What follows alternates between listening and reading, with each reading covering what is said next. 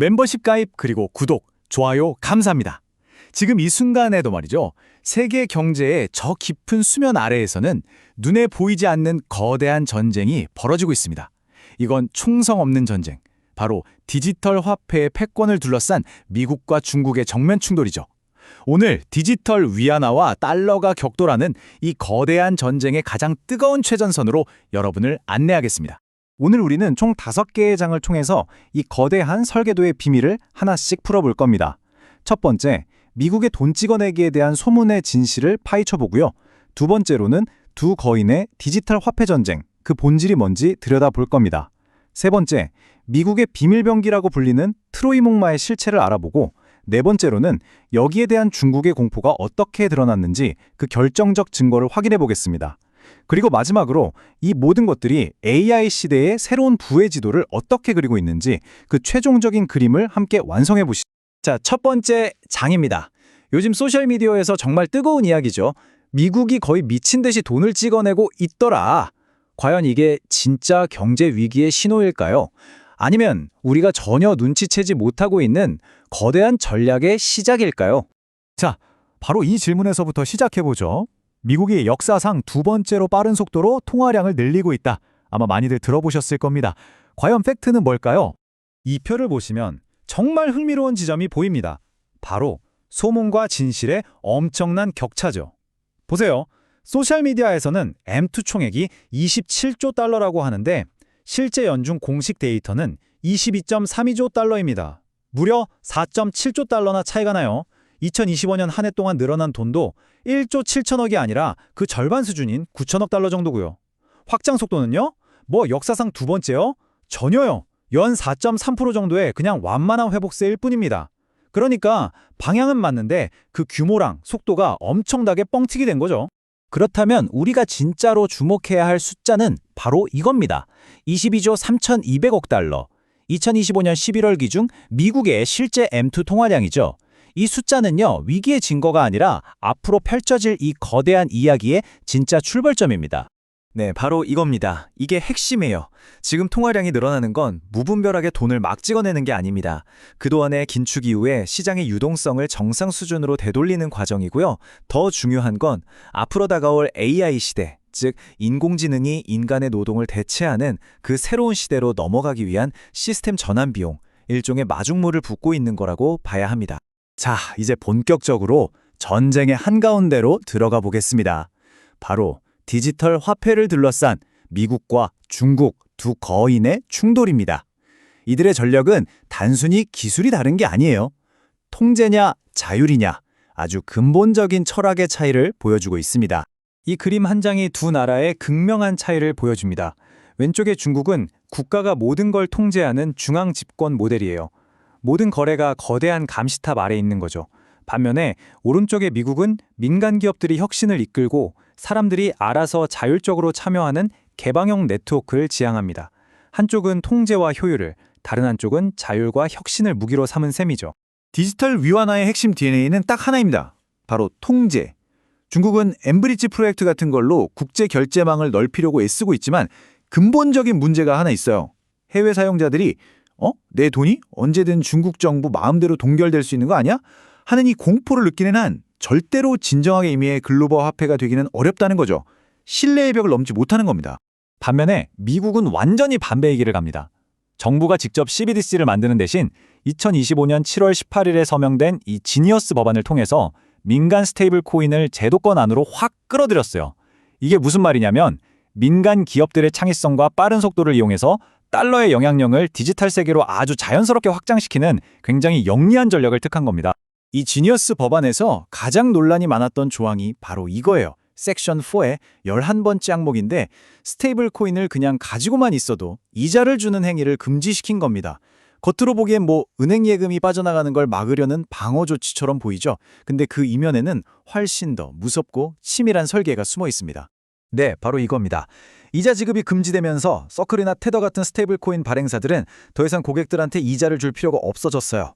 대신에 그들은 준비금으로 사들인 미국 단기 국채에서 나오는 연 5%의 막대한 이자를 전부 독차지하게 된 거죠. 결국 이 조항은 뭐냐? 전 세계 디지털 경제 참여자들이 스테이블 코인을 쓰면 쓸수록 그 돈이 자동으로 미국 국채 시장으로 흘러들어가서 미국 정부의 빚을 착착 감당해주는 꺼지지 않는 보조 엔진을 만들어낸 겁니다. 자, 그렇다면 미국은 이렇게 강력하게 설계한 디지털 달러 시스템을 어떻게 전 세계 수십억 인구의 스마트폰에다가 심을 수 있을까요? 바로 여기서 미국의 진짜 비밀병기 트로이 목마가 등장합니다. 자, 잠시 한번 생각해 보자고요. 만약 여러분이 미국의 전략가라면 이 전 세계를 상대로 한 디지털 화폐 전쟁에서 이기기 위해서 어떤 조건들을 갖춘 블록체인이 필요할까요? 첫 번째, 당연히 미국산이어야 하겠죠. 국가 안보랑 규제 통제권을 확실하게 쥐고 있어야 하니까요. 두 번째, 달인 네트워크에 종속되지 않는 독자적인 레이어 1 블록체인이어야 합니다. 우리의 경제 주권을 지켜야 하니까요. 그리고 세 번째 조건, 이게 핵심입니다. 바로 모바일 기반이어야 한다는 것. 무슨 특별한 장비가 필요한 게 아니라 전 세계 누구나 주머니에 가지고 있는 스마트폰으로 바로 참여할 수 있어야 합니다. 마지막으로 단순히 돈만 주고받는 걸 넘어서 AI 시대의 핵심 자원인 연산 능력이나 데이터를 공급하는 디핀, 즉 탈중앙화 물리적 인프라 네트워크와 연결될 수 있어야 합니다. 미국산, 레이어 1, 모바일, 그리고 디핀. 이 네 가지의 까다로운 조건을 그것도 이미 수천만 명이라는 압도적인 규모로 충족시킨 프로젝트가 딱 하나 존재합니다. 바로 파이 네트워크입니다. 스탠포드 박사들이 만든 미국산 프로젝트, 독자적인 레이어 1 블록체인, 그리고 무엇보다 전 세계 6천만 명 이상을 스마트폰 하나로 연결한 유일무이한 네트워크. 이게 바로 미국이 설계한 디지털 패권이라는 거대한 그림에 완벽하게 들어맞는 마지막 퍼즐 조각인 거죠. 다른 프로젝트랑 비교해보면 그 차이가 더 명확해져요. 예를 들어 디핀의 강자라고 불리는 솔라나. 이것도 그 생태계에 온전히 참여하려면 사가라는 전용 스마트폰을 사야 합니다. 근데 파이 네트워크는요. 전 세계 수십억 명이 이미 손에 쥐고 있는 바로 그 스마트폰이 인프라가 됩니다. 이건 뭐 접근성 면에서는 비교 자체가 불가능한 수준인 거죠. 지금까지의 이야기가 그냥 그럴듯한 가설이나 추측이 아니라는 걸 증명하는 결정적인 사건이 2025년 말에 바로 중국에서 터져나왔습니다. 어떻게 보면 중국 스스로 이 트로이 목마의 존재를 인정해버린 셈이죠.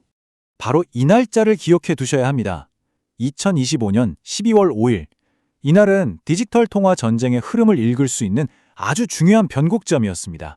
무슨 일이 있었냐면요. 중국의 7개 금융 관련 협회들이 아주 이례적으로 공동 경고문을 발표했습니다. 그 내용은 RWA, 그러니까 부동산 같은 현실 세계 자산을 토큰화하는 기술이나 스테이블 코인이 위험하다는 거였는데 이 거대한 개념들 사이에 아주 뜻밖의 이름이 하나 툭 끼어 있었어요. 바로 이 부분입니다. 세상에 수많은 암호화폐 프로젝트들이 있는데 그중에서 유독 파이코인의 실명을 정확히 거론하면서 자본 유출을 돕는 다단계 수법이라고 맹비난한 겁니다. RWA나 스테이블 코인 같은 거대한 개념이랑 일개 프로젝트 이름이 나란히 언급됐다? 이게 바로 핵심 증거입니다. 그럼 중국이 왜 하필 파이코인을 콕 집어서 공격했을까요? 진짜 이유는 두 가지입니다. 첫째, 파이 네트워크가 중국 내 부동산 같은 실물 자산을 토큰화해서 해외로 빼돌리는 자본 유출의 고속도로가 될 수 있다는 공포. 둘째, 이게 더 무서운 건데 수백만 명에 달하는 중국 내 파이 사용자의 스마트폰이 어느 날 갑자기 미국 달러 스테이블 코인을 유통시키는 단말기로 변해버릴 수 있다는 위험 때문입니다. 이게 바로 중국이 본 트로이 목마의 진짜 실체였던 거죠. 결국 중국의 이 공식적인 경고는 자기들의 가장 큰 위협이 뭔지 스스로 실토해버린 셈입니다. 적의 반응이야말로 우리 편의 전략적 가치를 증명하는 가장 강력하고 확실한 증거가 되니까요. 자, 이제 마지막 장입니다. 이 모든 거대한 싸움의 본질이 뭔지 그 속을 들여다볼 시간입니다. 도대체 왜 미국과 중국은 이렇게 필사적으로 디지털 화폐 패권을 차지하려고 할까요? 그 이유는 바로 AI가 인간의 노동을 대체하는 미래에 그때의 새로운 부를 재분배할 권력을 누가 장악하느냐에 달려있기 때문입니다. 이건 이제 우리 모두에게 던져진 질문입니다. 인공지능이 대부분의 일을 처리하게 되면 노동이 곧 소득이라는 지난 수백 년간의 공식은 완전히 깨집니다. 그렇다면 그 어마어마한 부는 누가 도대체 어떤 기준으로 나누어 가져야 할까요? 그 대안으로 떠오르는 게 바로 웹 3.0의 경제 모델입니다. 회사에서 월급을 받는 대신 내가 기여하는 네트워크의 지분을 소유하고 그 가치 상승분을 보상받는 경제. 즉, 노동이 아니라 네트워크 소유권이 새로운 소득의 원천이 되는 시대가 오는 거죠. 이것이 바로 지금까지 우리가 살펴본 모든 조각들을 합친 미국의 거대한 3단계 설계도입니다. 첫째, M2 통화량을 늘려서 AI 시대로 넘어가는 마중물을 붓고, 둘째, 지니어스 법안으로 모든 디지털 결제의 표준을 달러로 고정시켜버리고, 셋째, 파이 네트워크 같은 거대한 웹3 인프라를 통해서 새로운 부의 분배 시스템마저 선점하려는 것. 이게 바로 미국의 큰 그림입니다. 그렇습니다. 이 모든 싸움의 본질은 단순히 돈의 형태가 바뀌는 차원의 문제가 아닙니다.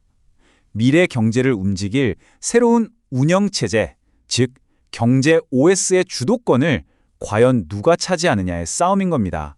이제 질문은 우리 자신에게로 돌아옵니다.